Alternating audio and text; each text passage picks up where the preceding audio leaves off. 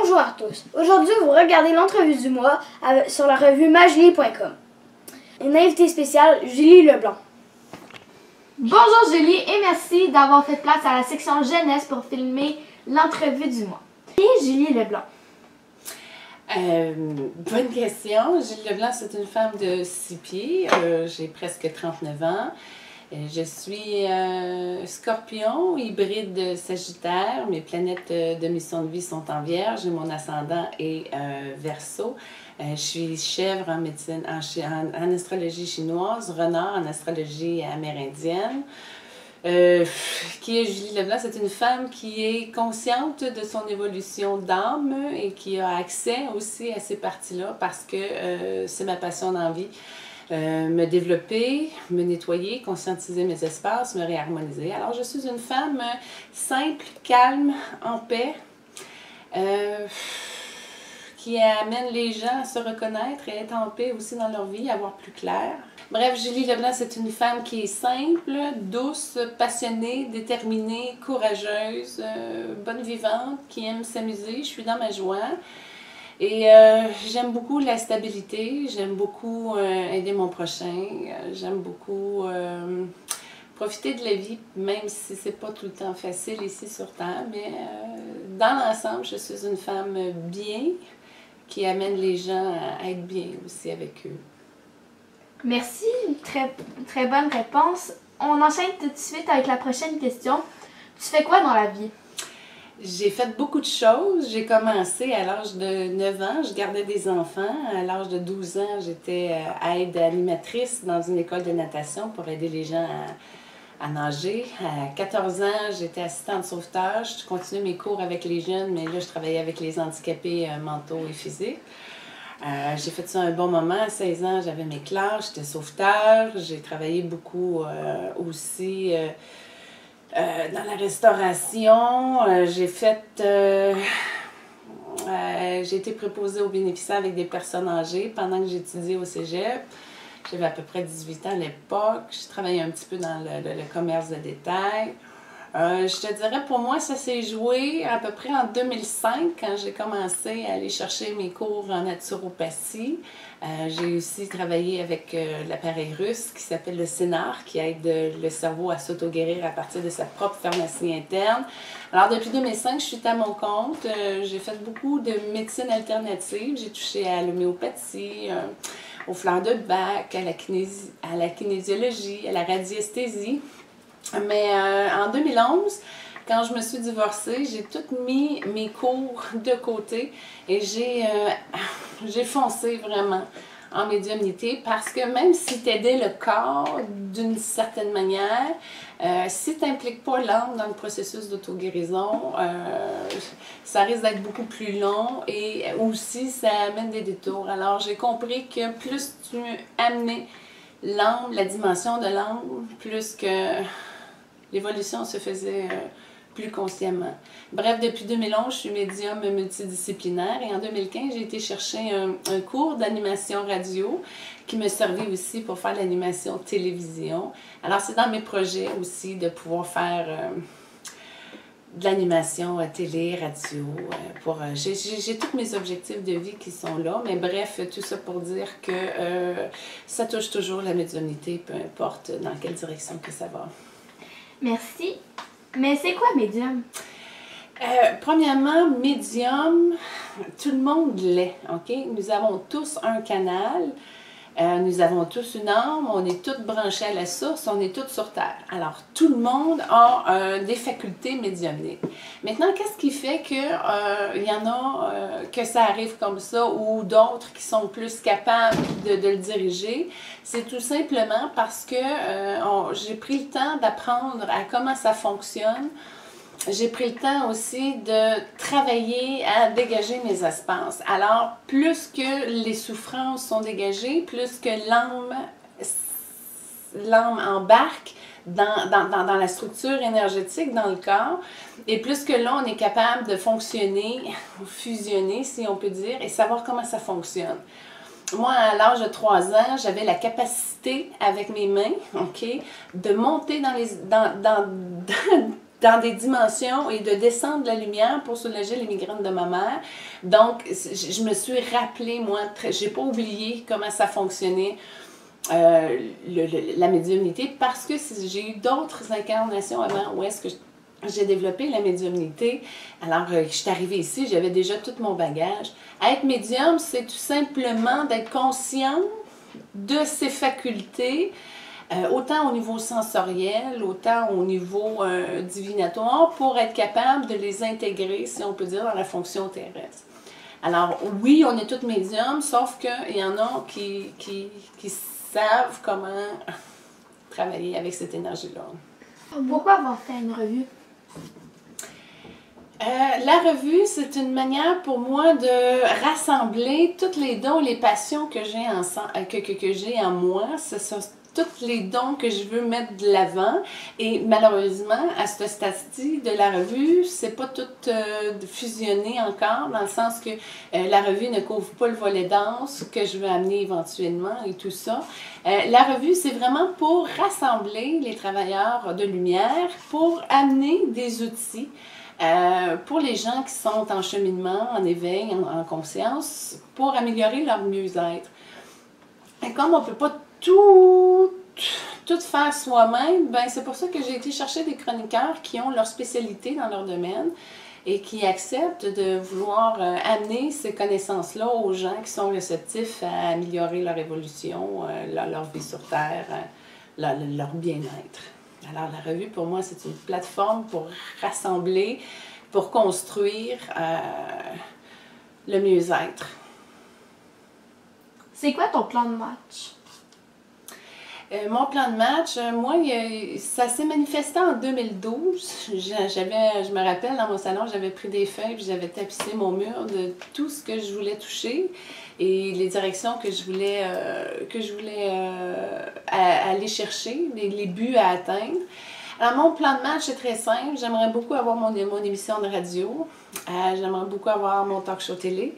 Avoir ma chronique dans le Journal de Montréal. Alors ça, en gros, c'est la direction que je souhaite aller chercher dans mon cœur.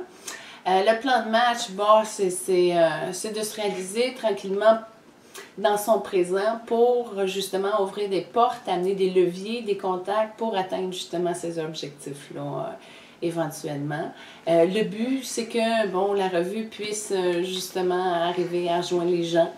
Et puis, c'est ça, c'est tout simplement, le plan de match, c'est de rejoindre le plus de gens possible qui sont prêts à évoluer consciemment, puis justement de rassembler tous ces travailleurs de lumière-là pour amener davantage la paix dans le monde, parce que quand tu es en paix par toi-même, c'est sûr que ça a des répercussions sur la majorité.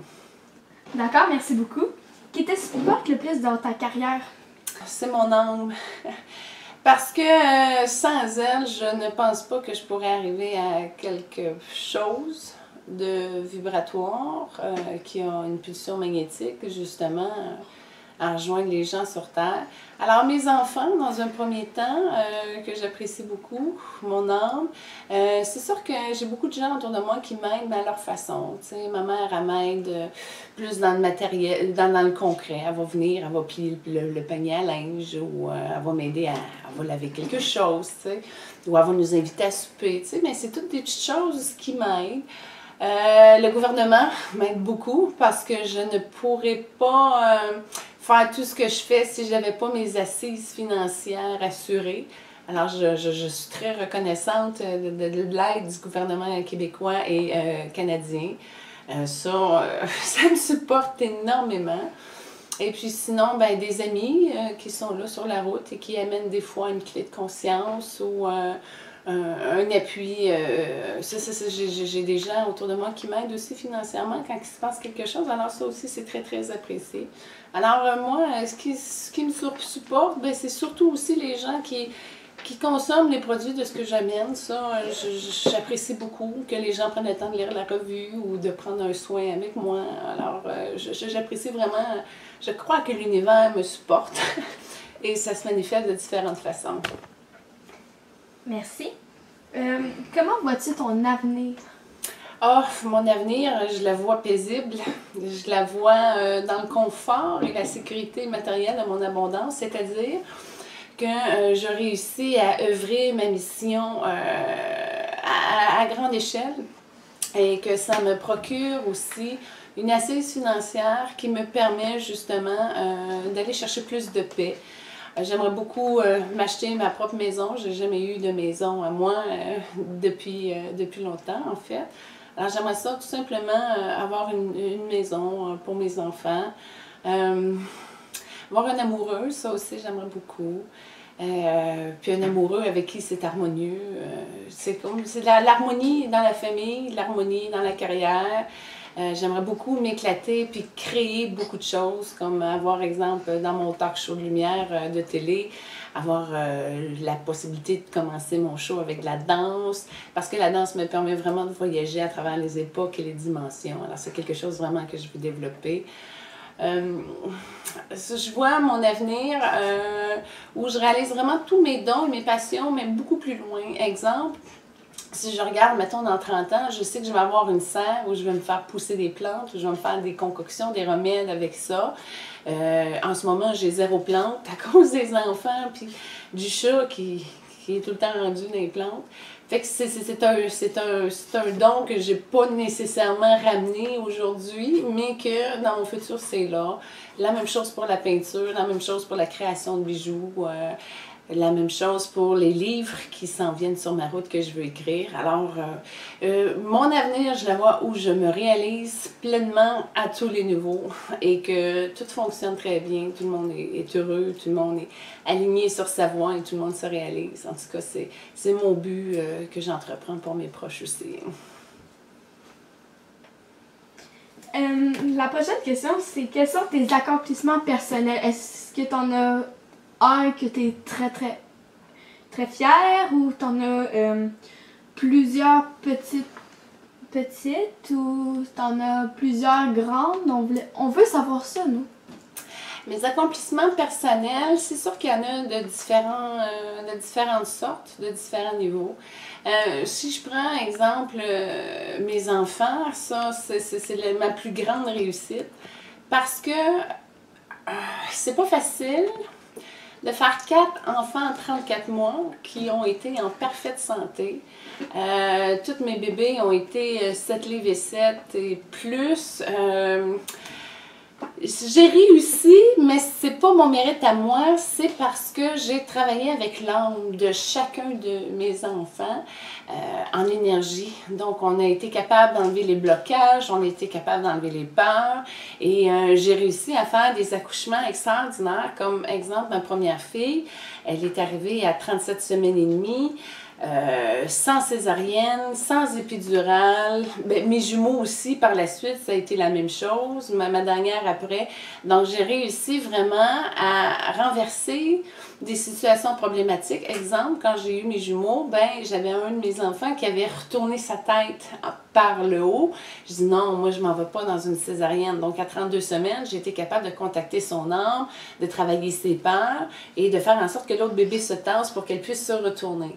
Alors moi, d'accoucher de mes jumeaux naturellement, sans césarienne, sans épidurale, sans rien, juste ma douleur et ma conscience, et les guides qui étaient là, et mon ex-mari aussi, pour moi, ça a été ma plus grosse réussite. J'ai réussi à avoir des enfants en santé parce que j'ai fait 100% tout ce que je pouvais de mon bord. J'avais plein de vitamines, je me faisais beaucoup de sénart. Ça a été très difficile, je mangeais pas beaucoup, je vomissais tout le temps. J'avais les jambes qui gonflaient, mais j'ai quand même réussi toujours à ramener l'état d'équilibre. Alors pour moi, ma plus grosse réussite, c'est ça. Le reste, des diplômes, des accomplissements. Je fais beaucoup de bénévolat. Je me rappelle que j'ai été très accomplie lorsque j'ai amené, je crois que c'est en 2004, j'avais amené des jeunes dans un camp de vacances qu'on avait amené, on avait trouvé le financement, on avait vraiment amené une équipe au niveau des optimistes. Et puis, quand j'ai fini ma fin de semaine, ça avait été tellement parfait. Pour moi, j'avais vraiment un sentiment de bonheur, d'accomplissement. J'ai beaucoup aussi travaillé avec les Autochtones à la baie James. Ça aussi, ça m'avait permis de me reconnecter avec beaucoup de choses. J'ai pas une grosse satisfaction ou réussite générale. J'ai vraiment plein de toutes petites victoires ici et là qui me permettent vraiment de me réaliser et d'être bien dans ma vie. Après tes accomplissements personnels, est-ce que tu as un chagrin ou un plus gros chagrin que tu as eu dans ta vie? Je suis venue avec un bagage de tristesse. C'est ça qui est arrivé. En prenant le temps de le contacter, je me suis aperçue que j'avais beaucoup de peine qui venaient de d'autres espaces, entre autres de la chute de l'Atlantide. Ça m'a vraiment attristée. Puis j'avais encore cette partie de peine-là avec moi. Les peines que j'ai eues ont vraiment été liées à la non-reconnaissance de qui j'étais. Alors ça a été vraiment un aide pour me ramener encore plus à qui je suis, puis à me libérer davantage. La plus grosse peine que j'ai dans cette vie-ci,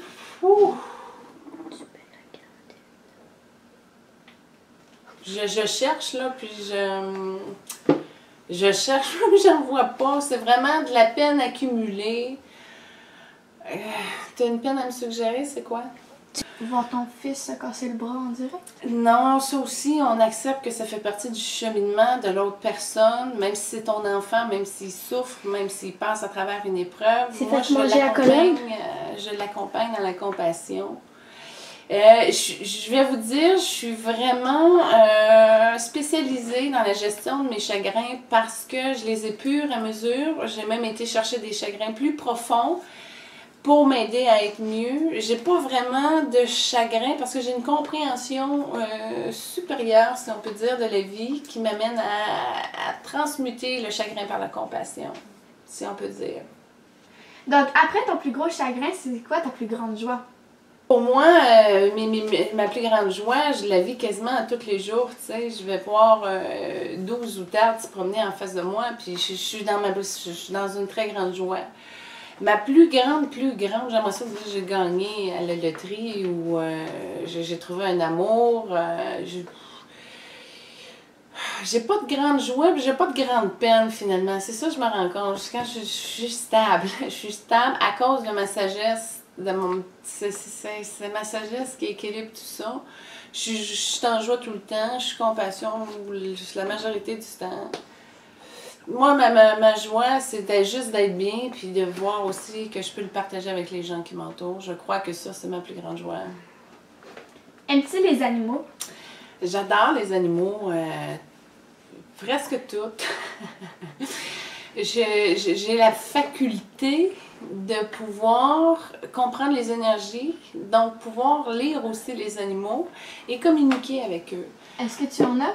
Oui, j'ai des animaux quand même à la maison. J'ai un chat noir qui s'appelle Carrie Price et ma fille, elle a un cochon d'Inde qui s'appelle Pistache. Alors en ce moment, c'est ça que j'ai, mais je suis pas dans une place non plus à pouvoir en avoir beaucoup. C'est sûr, si un jour j'ai ma maison puis j'ai la place pour avoir une petite fermette, peut-être que je pourrais aller un petit peu plus loin dans les animaux, comme exemple acheter un petit cochon vietnamien pour faire plaisir à mes enfants. Un petit chien, je sais pas. Fait que non, j'ai pas de problème avec les animaux. C'est juste, au contraire, j'ai un ami raton laveur. Il vient me voir souvent. Je lui donne du pain, je lui donne un peu de nourriture. Mais les animaux, s'ils viennent à moi, ils se sentent bien avec moi. Ben, parce qu'ils sont compris, parce que on est bien ensemble. J'aime beaucoup aider le royaume animal dans cette incarnation aussi. Beaucoup. C'est quoi ton parcours de vie jusqu'à présent? Essais et erreurs. Beaucoup d'essais et d'erreurs. Je suis arrivée à comprendre que finalement, c'est mieux d'être dans sa sagesse. Ça permet de faire des détours, ça permet d'aller chercher des complications, ça permet justement de s'ajouter du karma. Je te dirais que mon parcours de vie est ensemencé d'ouverture et de fermeture. Et le but, c'est d'intégrer vraiment la nature de qui je suis pour être le plus stable et agréable possible sur toutes les sphères de ma vie. Fait que c'est un parcours que j'ai appris à aimer, c'est un parcours que j'ai appris à conscientiser, c'est un parcours que j'ai appris à être authentique. Je pense que c'est plus ça, la victoire de ce phénomène-là, comment être soi-même en toutes circonstances. Comment te réalises-tu en tant que femme? C'est pas facile de se réaliser en tant que femme parce qu'il y a beaucoup de responsabilités. C'est sûr que c'est difficile de se réaliser quand tu fais des choses que tu aimes moins, exemple le ménage, la cuisine, etc. Mais je suis une femme qui œuvre beaucoup par la passion et c'est important pour moi d'avoir du temps de qualité avec moi-même pour m'apporter des douceurs, pour m'apporter une espèce d'évasion. Exemple, quand je vais commencer à écrire, là, ça me permet de faire abstraction de tout ce qui se passe puis de vraiment passer la connaissance au niveau du cœur. Je me réalise facilement tout le temps. Je vais passer le balai, je vais chanter. Je vais vider la vaisselle, je vais danser.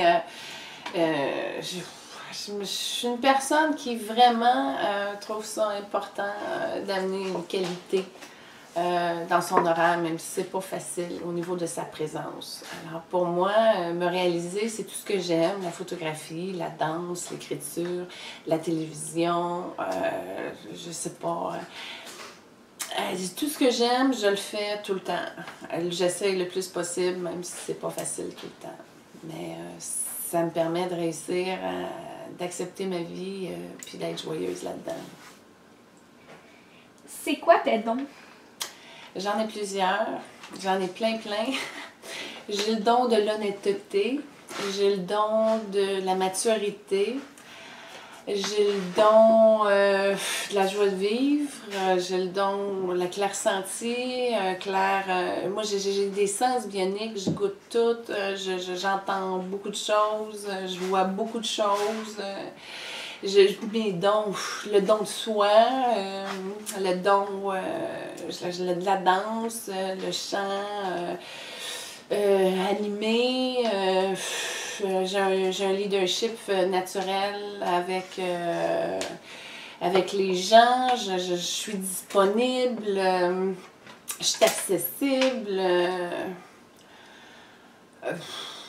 Les dons que j'ai. Sérieusement, je suis dans la trempe des anges de la vertu, ok, au niveau des anges de la Kabbale. Je suis dans la séphirote des guérisseurs. Alors, la guérison, pour moi, c'est facile. Ça peut être un état tout simplement d'âme qui amène, par la vibration, qui amène des libérations, j'amène les gens à s'auto-guérir. J'ai des dons. Le don d'aimer, ça, c'est clair. Le don de ramener les gens dans leur centre, sur leur chemin. Le don de voir plus clair, d'amener les gens à voir plus clair. Mon Dieu, j'ai le don, j'en ai plein, là, j'en cherche. J'ai le don du beau, ok? Ça vient vraiment de l'âme. Avec le don du beau, on est capable vraiment de tout aligner. Alors, tout ce qui est design intérieur ou extérieur, comment ça circule l'énergie, comme une sorte de feng shui. Je suis capable de voir ce qui ne marche pas puis de le corriger et ça à tous les niveaux. J'ai le don du sport. Moi, n'importe quel sport, j'ai ça facilement, sans trop d'efforts. Le don de communiquer, ça aussi, c'est facile pour moi. Je me suis vraiment entraînée à tout nettoyer ce qui bloquait ma gorge, mon cœur pour être le plus authentique possible. Alors, pour moi, c'est facile de passer un message. J'en ai trop de dons. Je sais que j'en ai, dans mon livre de vie, j'en ai 16 342. Bon, maintenant, le don de faire des flèches, bon, c'est super génial, mais aujourd'hui, on en a plus besoin. J'ai dépassé ça. Mais si j'ai accès un jour, je peux aller chercher. C'est la même chose pour le don de la peinture ou de construire des choses en bois. J'ai sculpté, j'ai fait tellement d'affaires dans toutes mes incarnations, le don de la musique, du clavecin. du violoncelle, de la harpe. J'ai touché vraiment à beaucoup de choses. Fait que pour moi, c'est pas compliqué. Si aujourd'hui je décide de me mettre au piano, ben je récupère ce que j'ai développé dans d'autres incarnations, puis je le ramène ici. Mais aujourd'hui, est-ce que j'ai le temps de faire du piano? Non, ça m'appelle pas non plus en ce moment. J'ai d'autres choses à réaliser. Fait que les dons, c'est... ça vient, ça part, ça touche ce qu'on a le goût de construire puis d'avancer là-dedans. Fait que je me concentre plus sur les dons qui sont présents dans mon cœur. Puis le reste, si j'en ai besoin, j'ai accès. C'est aussi simple que ça. En tout cas, on voit que tu es quelqu'un de vraiment, vraiment sympathique. On a envie de te connaître, Julie. La dernière question, vraiment avec un but, si je peux me permettre le terme. C'est quoi ton rêve? Mon rêve, c'est de m'accomplir totalement. Puis ça se transverse à mes rêves. Comme je vous dis, mon tableau en 2012, tous mes rêves sont là. Tu sais, j'aimerais ça arriver à un moment donné, puis être mannequin pour les ouatiers. Tu sais, j'en ai beaucoup partout, tu sais, beaucoup partout. Puis c'est pour ça que je vous dis, moi, mes rêves, j'ai construit tout. Alors, mon plus grand rêve, c'est être moi le plus possible. Et faire en sorte qu'il n'y ait plus de blocage, qu'il n'y ait plus de karma, puis que tout circule, tout soit fluide, autant au niveau de l'abondance que... Puis l'abondance, c'est pas juste au niveau financier, hein, que ce soit au niveau des opportunités ou des leviers, des relations, des contacts. Moi, j'ai un très gros cœur plein d'amour, puis j'aimerais vraiment beaucoup rassembler les gens sur cette fréquence-là. Donc, mon plus grand rêve, c'est d'être moi au complet. Je suis peut-être pas 100% fusionnée encore, mais je t'envoie de. Donc, on enchaîne tout de suite. Je vais me reprendre. Es-tu plus quelqu'un qui aime le thé ou le café? C'est des questions à rafale, ça, là? Oui. OK. Thé. J'ai la chance de n'avoir jamais aimé le goût du café. Alors, le café, pour moi, ne m'attire pas, mais pas du tout. Alors, je peux comprendre les grands passionnés de grands cafés, là, mais moi, c'est thé. Et j'ai une passion du goût du thé, fait que je suis très... J'aime pas l'orange péco.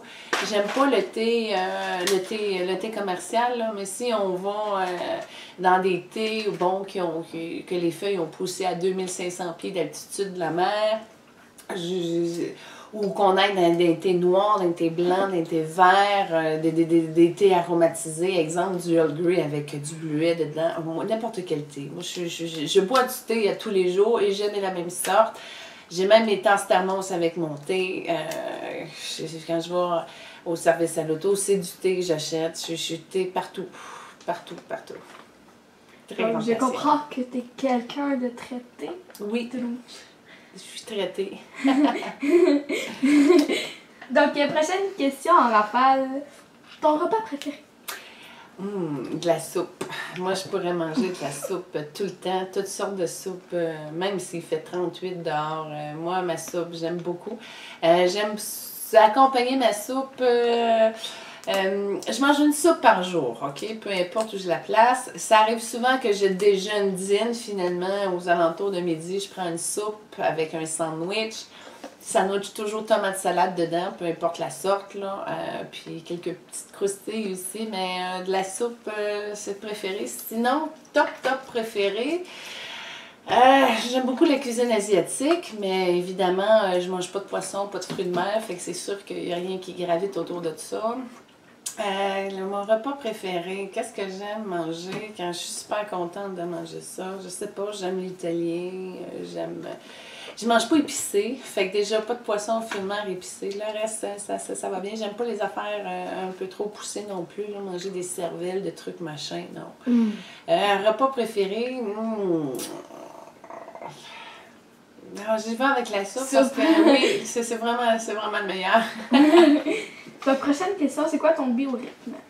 Mon biorhythme, oh mon Dieu, j'aime toujours dormir le matin. Ça a toujours été. Le soir, je suis pas couchée.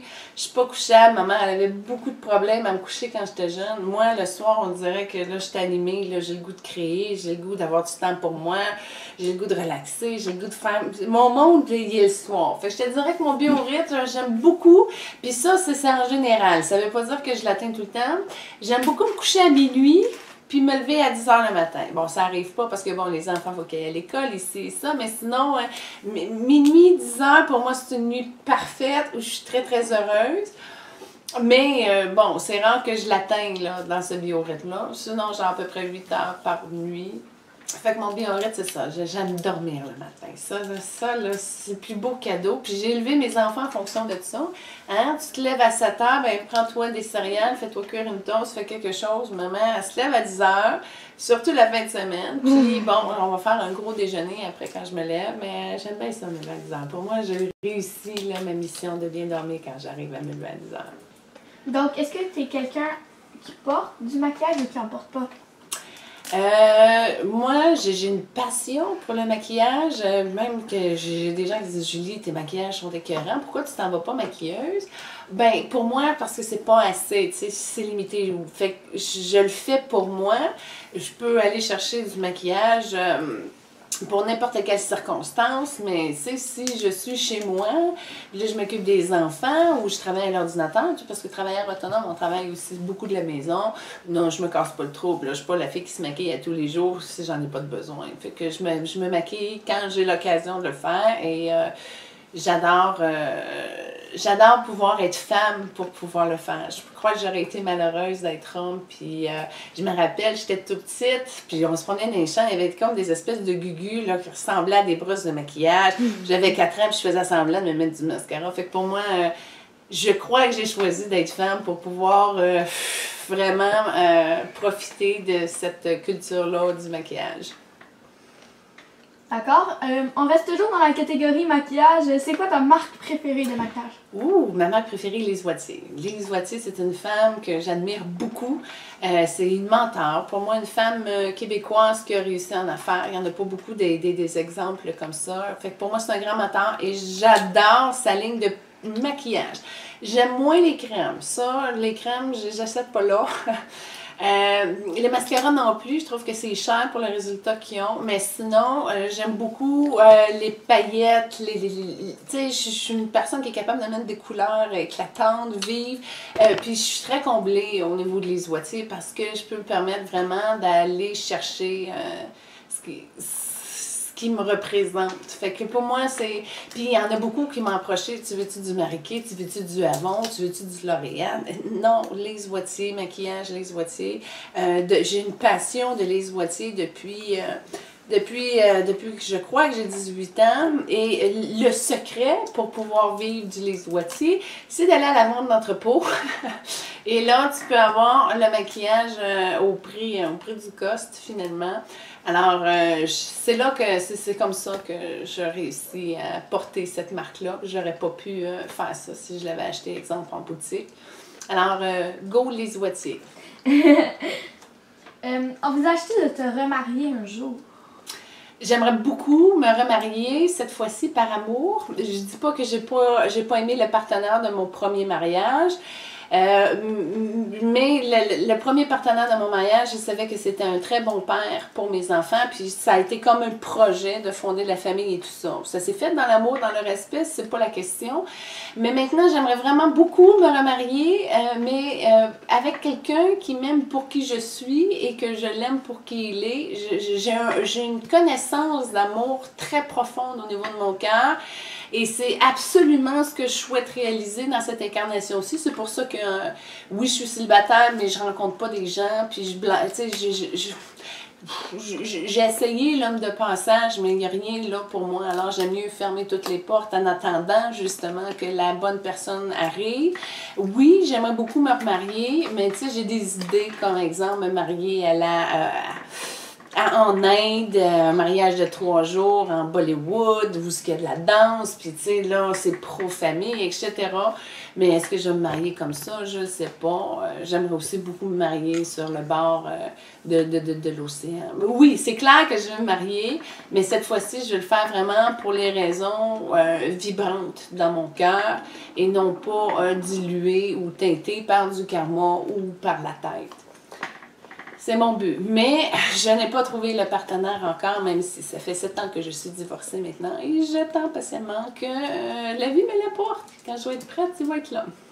Je sais que je me remarie, je sais c'est dans mon plan de vie, c'est clair. Donc, c'est très bien que tu t'envisages de te remarier un jour, mais avec une grandeur de cette taille, ça élimine un peu les possibilités. Mais je voudrais savoir, est-ce que tu aimes ça mesurer 6 pieds?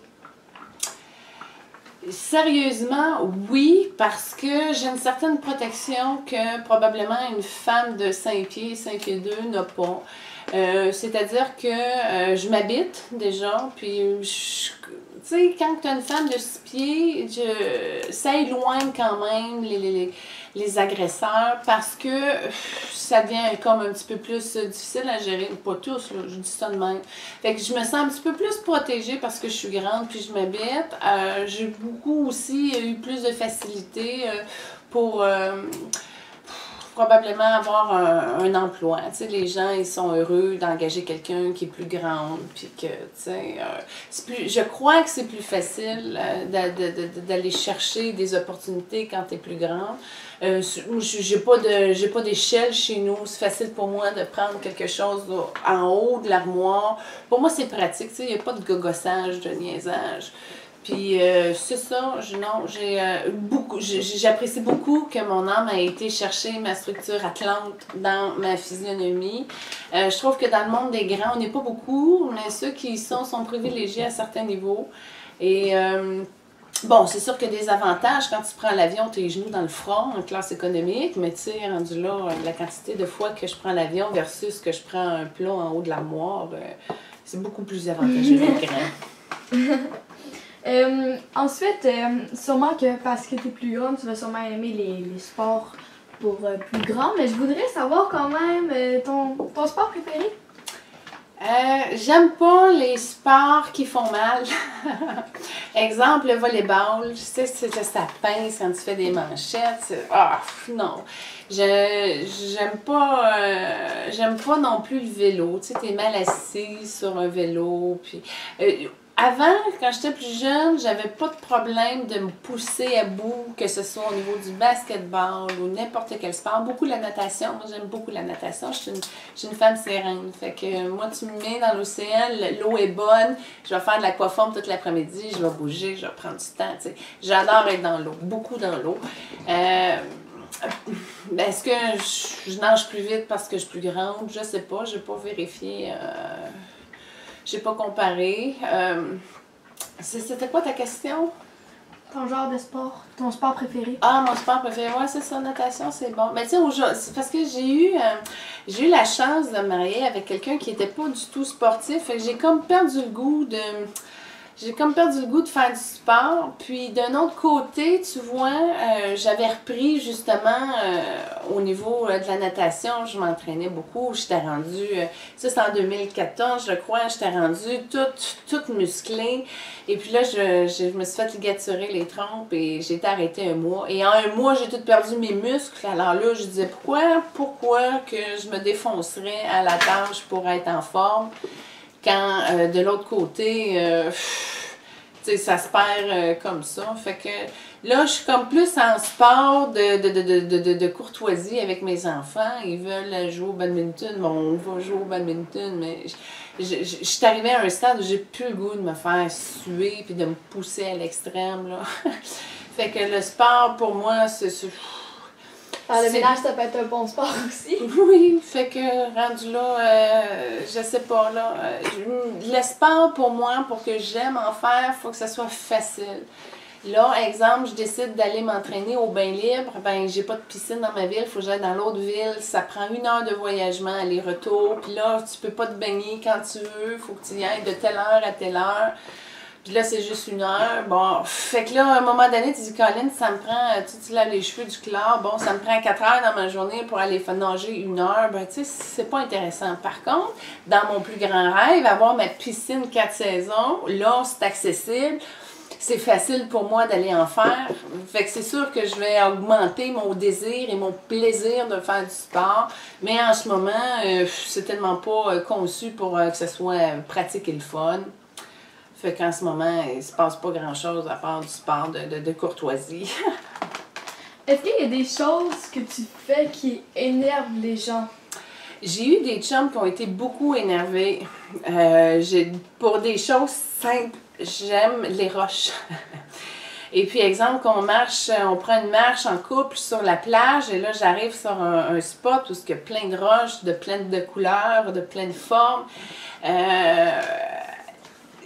Je suis pas capable d'avancer. Je reste là, je regarde à terre, là je regarde toutes les roches, je trouve des designs, je trouve des visages dans les roches. J'ai une passion pour les roches, le temps passe tellement pas vite quand je suis avec les roches. Alors, si tu prends une marche en amoureux, puis là, je suis à terre, je regarde les roches, puis l'autre personne est tannée, puis elle n'est pas patiente, puis là, elle dit, coudon, on peut-tu rentrer, on peut-tu faire quelque chose?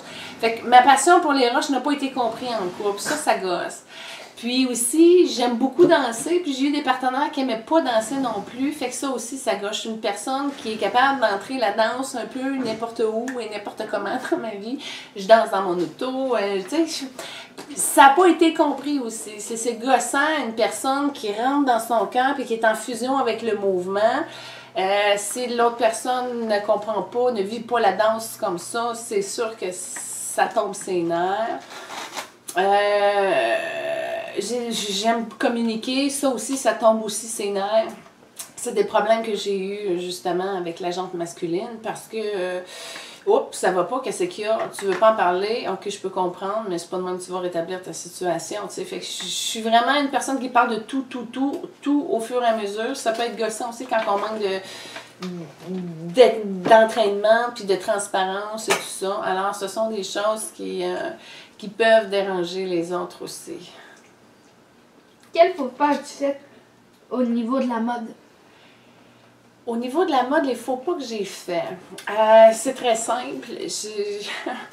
Quand tu n'as pas de budget pour t'habiller, hein, parce que l'argent passe ses enfants, parce que l'argent passe sa business, l'argent passe partout sauf sur soi. Je me donne beaucoup de temps, mais je me donne pas nécessairement des ressources matérielles.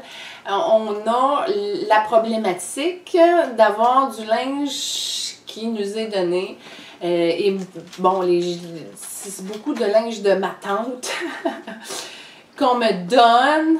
Alors, mon faux pas en mode, c'est de mettre du linge qui m'a été donné par des femmes qui l'ont porté, mais qui étaient plus petites.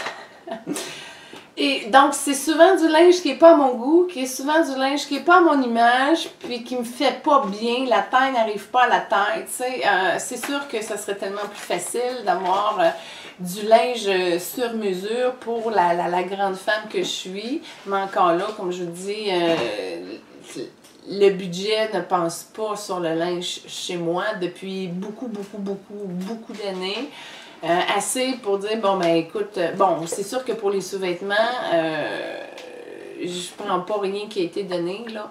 Mais encore là, c'est souvent des sous-vêtements que je vais acheter en spécial et tout ça. Fait que malheureusement, le don que j'ai pour la mode et le goût que j'ai pour la mode et l'amour et la passion que j'ai pour la mode ne peut pas être développé à son plein potentiel.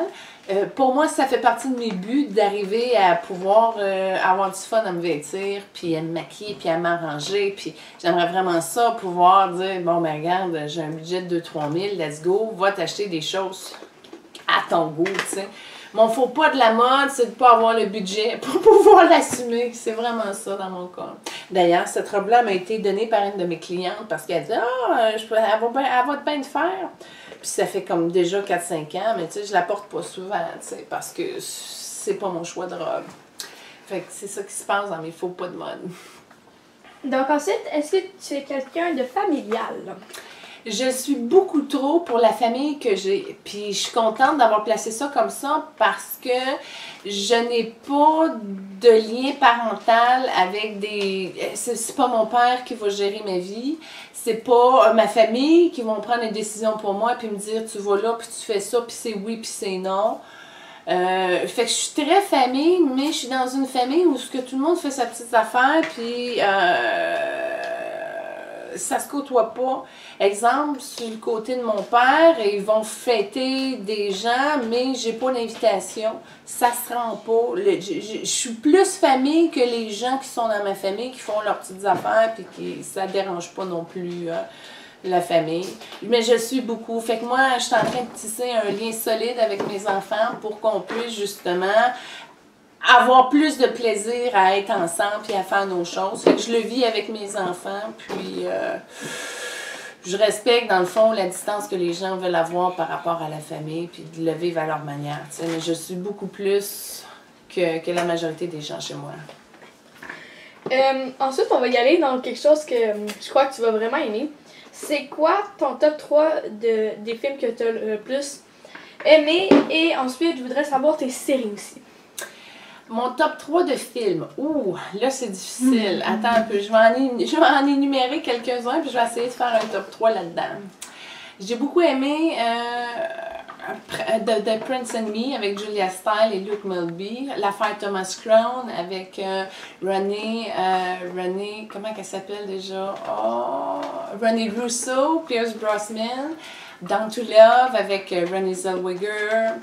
J'ai beaucoup aimé Mamma Mia, j'ai beaucoup aimé Dirty Dancing, The Holy Man avec Eddie Murphy, j'ai beaucoup aimé La prophétie des Andes, Eat, Pray, Love avec Julia Roberts. J'ai beaucoup aimé Kate and Leopold avec Hugh Jackman puis Meg Ryan. Qu'est-ce que j'ai aimé aussi? Écoute, en conversation avec Dieu, ça je l'ai trouvé sur YouTube. C'est pas le résumé du livre, mais c'est la vie de Neil Donald Walsh. J'ai eu une grosse guérison quand j'écoutais ça. Dance With Me avec Cheyenne puis Vanessa Williams. Les films de Channing Tatum quand il danse, j'aime beaucoup aussi. Les 3 films que j'ai le plus aimé. Je suis pas capable de répondre plus que tous les films que je viens d'aimer. Fait que c'est ça, j'en ai pas 3, j'en ai peut-être 10.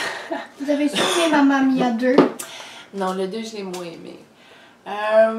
Par contre, mes séries, ça c'est très facile, j'en ai 4. J'en ai pas 3, mais j'en ai 4. J'ai énormément aimé celle de BBC qui est Pride and Prejudice avec Colin Fyers puis Jennifer Hill. Ça, c'est réalisation Simone Lang. J'ai beaucoup aimé ça. Ça, c'est dans mes tops préférés. Orgueil et préjugés. Pas le film, mais la série. J'ai beaucoup aimé Camelot avec Alexandre Astier. Ça, pour moi, Alexandre Astier, c'est wow. C'est du re-wow. Il est tellement fusionné avec qui il est. J'ai beaucoup aimé Who's the Boss? Madame est servie avec Tony Danza, Judith Light. Et j'ai beaucoup aimé Anne à la maison au pignon vert, Anne of Green Gables avec Megan Follow puis Jonathan Crombie. Alors, pour moi, c'est mon top 4 de séries. Si j'y vais au niveau québécois, si je me permets, j'en ai 2 coups de cœur au niveau du Québec. J'aime beaucoup Catherine avec Sylvie Moreau puis La Petite Vie avec Claude Meunier.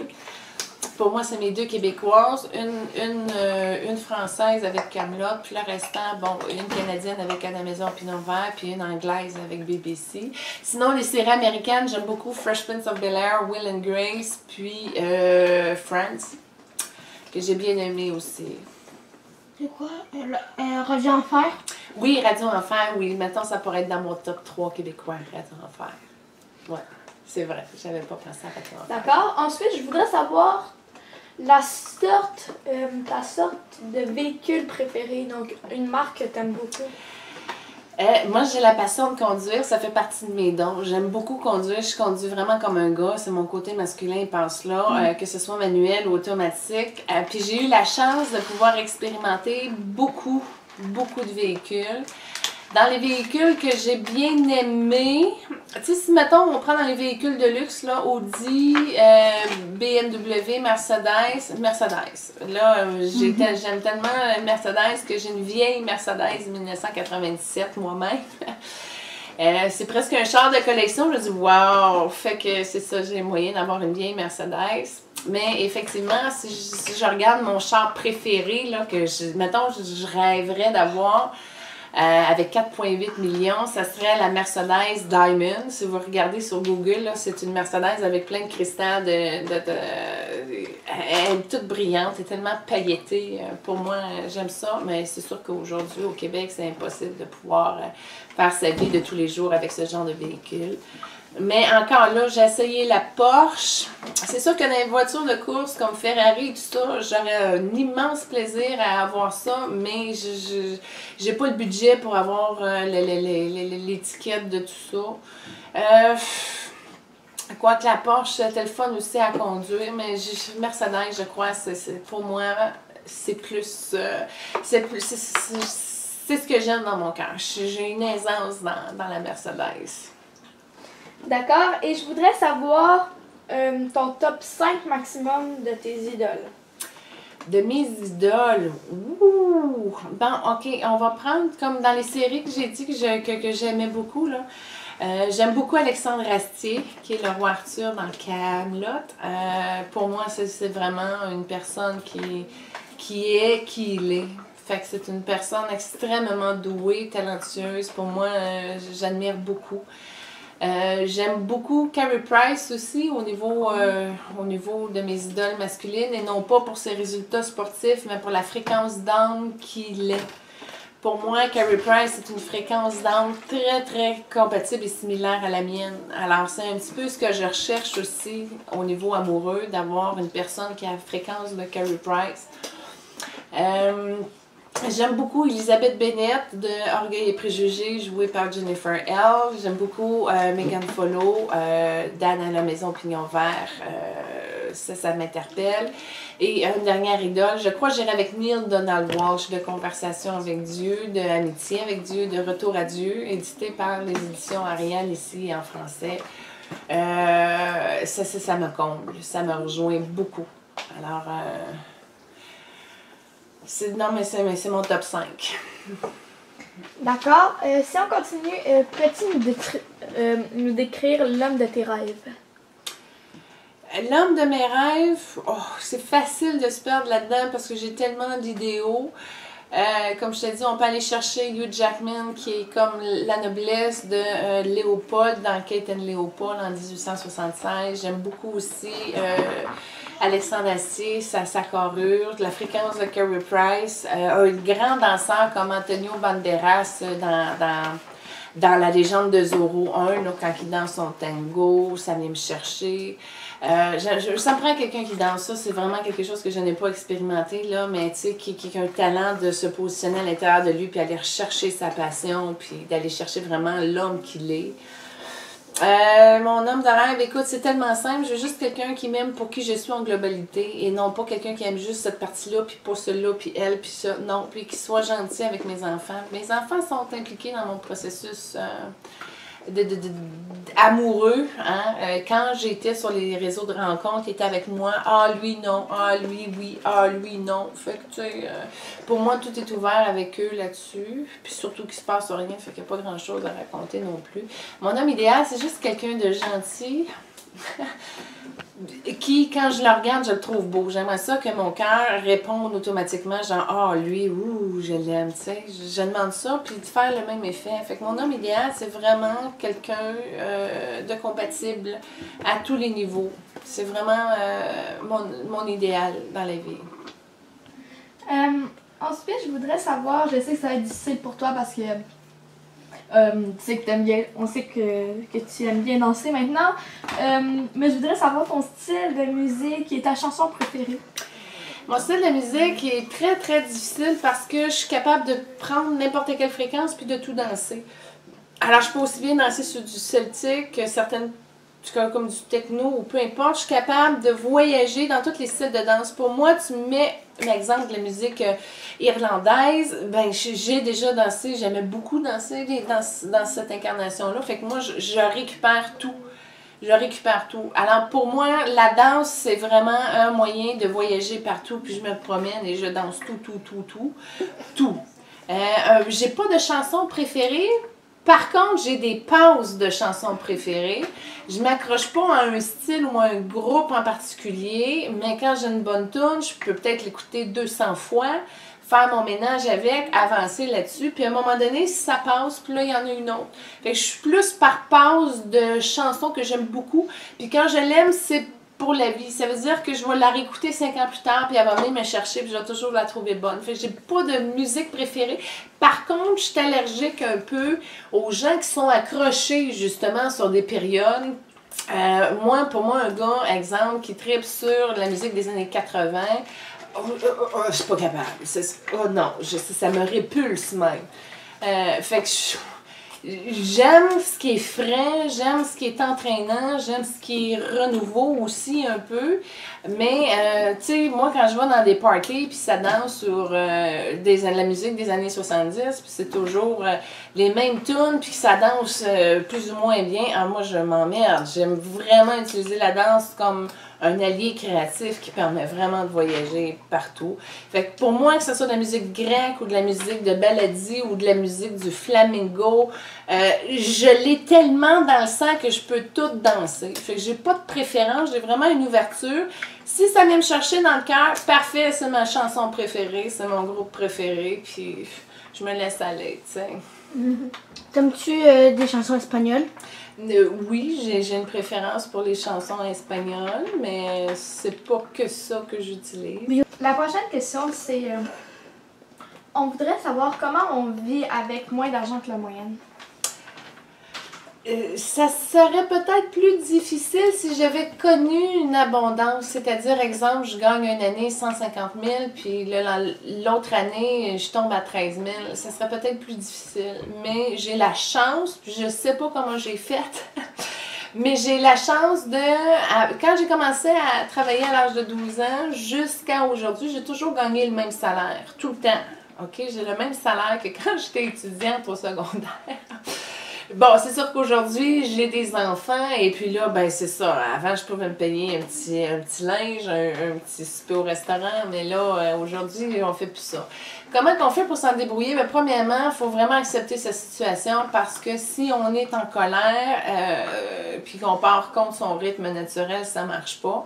Et aussi, le fait d'accepter sa situation, ça fait en sorte que tu n'es pas obligé de contredire ce que ton cœur veut faire pour de l'argent. Alors, c'est sûr que j'aurais pu me trahir à plein de moments en décidant, exemple, d'aller travailler puis de gagner 40-45 000 par année puis faire la petite vie normale qu'on attend d'une personne.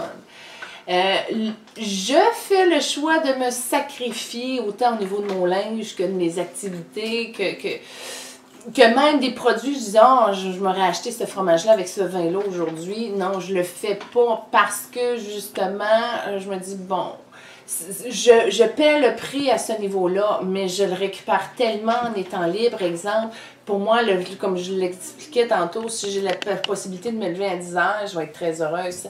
Fait que je bonifie l'avantage plus que le désavantage pour éviter justement de rentrer dans une zone de frustration.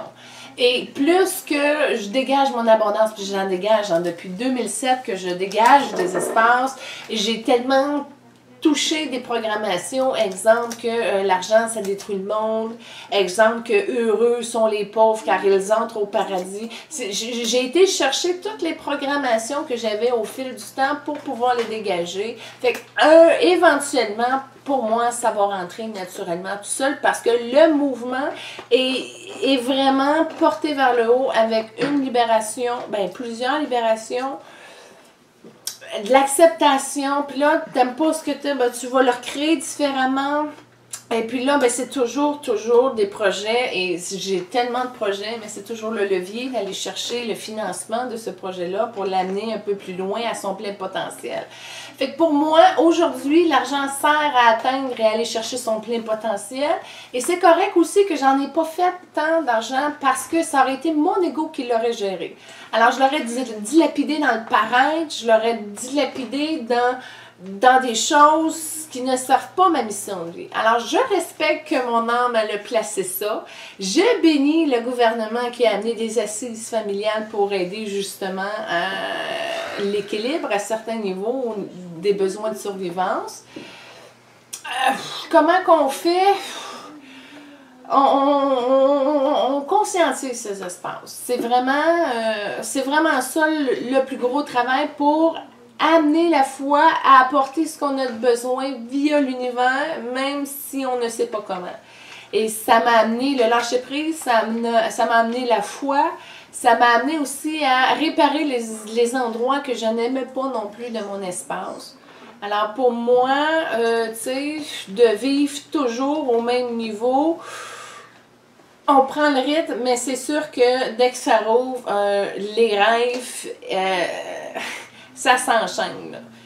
Tu sais, on peut dire que je suis en train de m'entraîner à gagner le 45 millions à l'auto. Bon, si ça rentre là ou ça rentre ailleurs, je ne sais pas. Mais ce qui est important, c'est que les enfants ne manquent rien, ils ont un toit, ils ont de la nourriture. Et pour moi, je suis déjà dans ma grâce juste pour ça. Donc, on va tout de suite continuer avec la prochaine question. Est-ce que tu aimes être travailleur autonome? J'adore parce que comme je suis une personne qui est intègre et qui est droite, quand je rentre dans des milieux, je vois tout ce qui est à corriger. Et je n'aime pas travailler dans un environnement qui est dysfonctionnel avec des gens qui sont déphasés aussi. J'aime mieux créer mon équipe, j'aime mieux créer mon roulement. Oui, je suis 100% travailleur autonome parce que je le sais que pour travailler avec un groupe, avec quelqu'un, pour moi, j'aime mieux des gens qui sont centrés, efficaces, organisés, à leur affaire, performants, compassion, dans l'écoute, dans leur créativité, puis c'est des équipes qu'on ne trouve pas dans les milieux du travail normal habituellement. Alors oui, pour moi, un travailleur autonome, c'est plus facile pour mon moral d'être en équilibre. Parce que sinon, ça vire en thérapie, ça vire en coaching, puis finalement, je ne suis pas engagée pour ça. Par contre, je l'offre via le cadre de mon entreprise si les gens veulent justement ramener l'équilibre et l'harmonie dans leur milieu de travail. Fait que je le fais d'un autre côté, mais oui, travailleur autonome, pour moi, ça me convient. Donc, la prochaine question, j'aimerais savoir, tu voulais faire quoi quand tu étais plus jeune? J'ai voulu faire bien des affaires, puis je te dirais que je le touche aujourd'hui. J'ai voulu faire de l'enseignement. J'aimais ça écrire au tableau, mais j'en fais à travers ma consultation, j'en fais à travers mes groupes, j'en fais à travers mes écrits. Je voulais être médecin, ça c'était important pour moi. J'aurais peut-être même été au niveau de la gynécologie pour aider les femmes ou de la cardiologie. Bon, maintenant, le système scolaire n'est pas venu me chercher, alors j'ai pas mis l'effort, j'ai pas ouvert les gaz là-dessus. Par contre, la guérison, c'est ma vie, j'en fais le plus que possible avec mon environnement. Je vois une fleur qui est en difficulté, je vais amener de la guérison à la fleur. Je vois un animal en difficulté, j'amène la libération de la guérison. C'est ma fréquence, j'amène la guérison partout. Fait que ça fait une sorte de médecine énergétique finalement. La même chose au niveau de la psychologie. Je me rappelle à 14 ans, tout le monde venait me conter leurs problèmes. Je dis, Colin, mais c'est pas dans la psychologie que ça se fait. C'est vraiment au niveau de l'âme, de l'énergie. Fait que j'ai eu la chance de toucher toutes les parties de moi que je voulais faire quand j'étais jeune. Je l'ai amené dans mon entreprise aujourd'hui. Et j'ai aussi la chance de tout amener mes talents et mes dons à ce niveau-là aussi. Alors pour moi, même si je gagne pas beaucoup, je suis très heureuse de ce que j'ai réussi à établir jusqu'à aujourd'hui. J'ai un peu cherché et je voudrais savoir si c'est vraiment vrai que tu as déjà été une carotte. Ah, ok, tu te rappelles de cette histoire-là? Oui, ben c'est parce que quand tu as accès à ton livre de vie, tu vas te promener. Hein? Et j'ai touché une expérience à un moment donné qui était une des plus heureuses que j'ai connues de toutes mes incarnations et j'étais tellement bien. J'étais réellement une carotte et je me faisais vraiment des bains de lumière. J'étais très, très, très heureuse. Ça a été la vie la plus magnifique que j'ai eue, mais qui a quand même été déstabilisante parce que je n'ai pas accepté ma mort de cette incarnation-là avec l'âne qui m'a mangé, un âne qui m'a mangé. Et là, pour moi, j'ai commencé un cycle descendant. J'ai compris bien des choses par rapport à cette expérience-là. Et surtout, ce que j'ai appris ou reconnu, c'est qu'on n'a pas que des expériences humaines, on en a de différentes sortes. Alors, oui, j'ai bel été une carotte.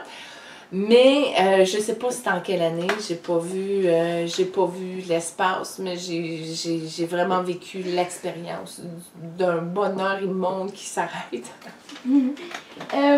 Si tu étais un fromage, lequel serais-tu? Un fromage. Je serais un brie. Parce que je suis douce, je suis pas moelleuse, mais oui, je prends une moelleuse pour le confort. Je suis une femme confortable. C'est un fromage qui peut très bien être fondu, qui peut être agencé avec du sirop d'érable, des pacanes, n'importe quelle sauce. C'est un fromage qui se mixe bien. C'est un fromage qui est agréable, qui descend bien. Oui, je serais un brie. La prochaine question, comment tu élèves les merveilleux enfants que tu as? C'est pas facile d'élever 4 enfants quand tu veux qu'ils soient libres d'être qui ils sont. Alors, je veux pas les opprimer ou les brimer ou les casser, mais en même temps, il faut les encadrer. J'y vais avec la vérité. C'est vraiment ma clé d'éducation parce que, bon, premièrement, on peut me parler de tout. Hein? Ça, c'est très clair. Non seulement qu'on peut me parler de tout, mais je les amène à conscientiser leur espace. Es-tu au courant qu'il y a des conséquences à ton choix? Que c'est toi qui vas payer le prix de ce que tu choisis. Puis qu'il y a toujours des ajustements à faire pour ramener l'équilibre, l'harmonie dans la fraternité. Alors, pour moi, mes enfants sont basés à être autonomes. C'est mon but en tant que parent. Es-tu capable d'arriver à être autonome, puis à fonctionner, puis à vivre ta vie en faisant des choix sains, des choix sages qui t'aident justement à servir ta cause, ta mission, et non pas justement... exemple, mon garçon, il y a un match de soccer, ben avant, tu as une préparation, tu peux pas te permettre de perdre l'énergie ici ou de te blesser ou etc. Fait que c'est vraiment, tout est ramené à ce que les enfants puissent non seulement penser comme des adultes, mais de rester dans leur joie de cœur aussi. Alors oui, joue avec ton cœur, oui, sois dans ton cœur, oui, sois en paix. Ok, tu as une peur, ça marche pas, bon, ben transforme-la comme ça, transmute-la comme ça, change ton programme, unifie-toi à qui tu es et vas-y droit au but. Alors j'amène vraiment les enfants à une maturité, mais dans la simplicité, en étant vraiment droit dans qui ils sont. Alors pour moi, c'est ce qui fait en sorte que tout le monde complimente mes enfants. Wow, ils sont donc bien beaux, ils sont donc bien gentils, ils sont donc bien fins. Oui, ils sont fins parce qu'ils sont conscients de la vie et de l'état d'être finalement. Alors ça se remarque aussi beaucoup. C'est ma méthode d'éducation. Et nous enchaînons tout de suite vers la dernière question. C'est déjà presque terminé. On voudrait savoir, nous les auditeurs, les spectateurs, si tu fais du bénévolat. J'ai fait beaucoup de bénévolat dans ma vie. Premièrement, j'ai un fondement scout. J'ai été scout pendant des années dans ma jeunesse. Alors, j'ai appris beaucoup à donner mon temps de façon désintéressée. Et puis, par la suite, mon ex-mari était président d'un club optimiste. Et ensuite, il a été lieutenant-gouverneur d'un club optimiste. Et puis, membre, il est parti un club optimiste aussi dans ces mandats, que j'avais été membre fondateur. Je m'étais occupée du groupe jeunesse, ça c'est dans vingtaine. Fait que oui, je m'implique beaucoup au niveau bénévolat. Même encore aujourd'hui, exemple, bon, ma fille dans l'équipe de basket, je vais aller donner du temps pour du coaching. J'aide des personnes âgées beaucoup. Tu sais, exemple, à ils ont des choses à travailler chez eux, à racler des feuilles, etc. J'aide beaucoup en énergie aussi. J'ai des demandes.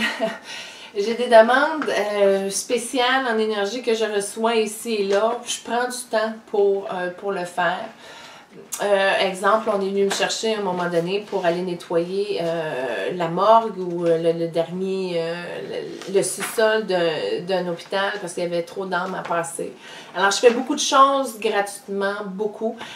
Toutes les gens qui viennent à moi, des clients, etc., qui viennent à moi, je prie automatiquement pour eux. Je place quand même des énergies, même si ils ne prennent pas rendez-vous. Je ne mets pas beaucoup de temps dessus au niveau physique.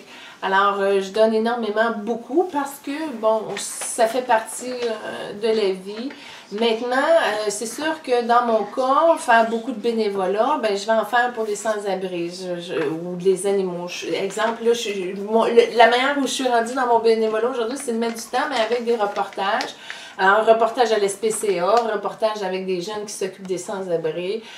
Puis, je l'amène aussi dans ma revue, un volet, justement, communautaire qui va se joindre éventuellement.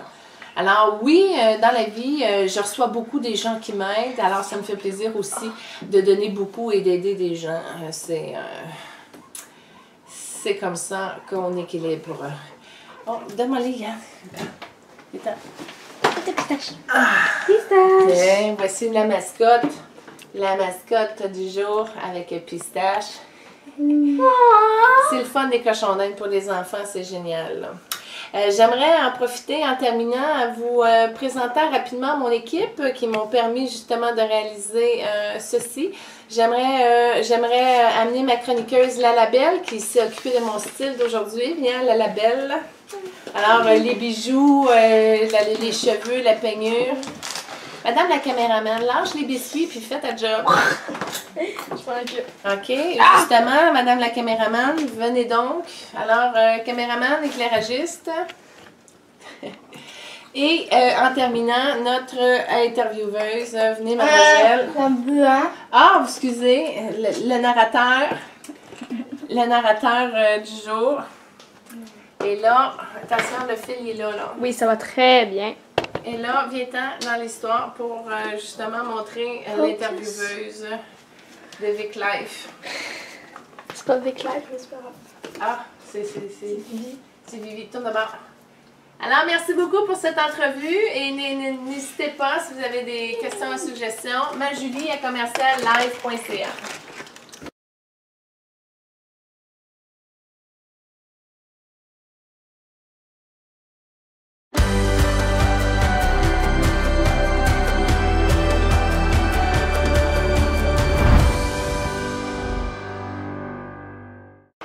C'est quoi déjà qu'il faut que je dise? L'entrevue aujourd'hui est réalisée par les enfants jeunesse. Par la section jeunesse. Parfait, moi ça. Aujourd'hui, l'entrevue est réalisée par la section jeunesse de la revue majulie.com.